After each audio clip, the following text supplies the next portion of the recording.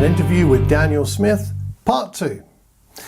Hello, I'm Malcolm Cox, and I bring you the second of 3 interviews with my new friend Daniel Smith. If you don't know about that, then go back and listen to the previous Sunday sample and you'll get the background. Today we've got the second part of this interview with Daniel, where he talks about the particular strengths of the San Diego worship team. I hope you enjoy what you're about to see or hear. And give us a flavour for us in the UK and Ireland especially, a flavour of what is worship like in San Diego. What are your, in the church there, what are your strengths? You know, what has God given you that you feel is, if not unique to San Diego, at least something that is characteristic and strong? Let's see, what's characteristic of San Diego? Maybe I could start just a little bit. I think what God's given me personally is, I think it was those years of choir directing that has given me really a strength or a gift in directing and leading the worship. More so than song leading, like leading a song, it's leading the worship and trying to get people. Something I learned from Brian Craig, he says, we're just trying to point people to God and then kind of step out of the way. I think that's something that God has helped me in leading or directing worship. And then with a little background with Pentecostal singing and things, we got a little bit of that.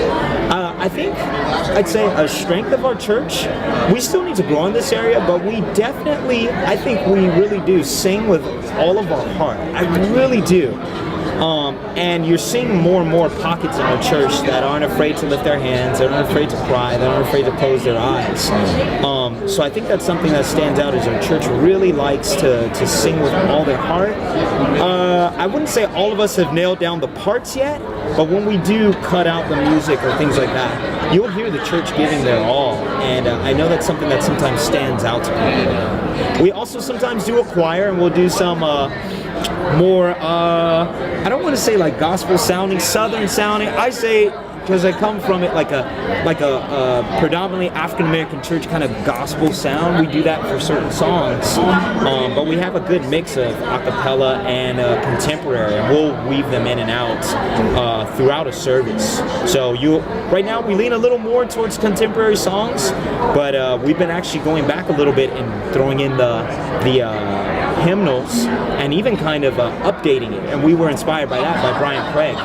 And so we'll take songs like When I Survey the Wondrous Cross, now it's Wonderful Cross, and not modernizing it, but just adding music and making it, I guess you could say, a little bit more modernizing, but still keeps that same feel. Well, we shouldn't lose the old songs that have got such incredible poetry, and they're so biblicist.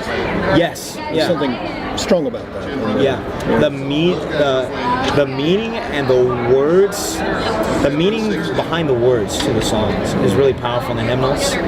And I think too that a lot of them aren't. I love contemporary songs. I do. I think they connect so well emotionally and heartfelt, which the hymnals do as well. And I think what's powerful about the hymnals is they're not extremely repetitive too. You get a lot of, the chorus is, a chorus is a chorus, but the words are very powerful. You get 3 or 4 verses that all say something different, but all point you to God.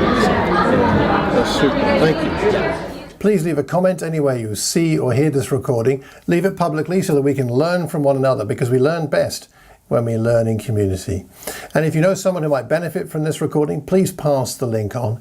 Leave us a review, click the like button and the subscribe button, and let's keep learning about the best ways to help not only ourselves but those we lead to worship God acceptably with reverence and awe. Until the next time, take care and God bless.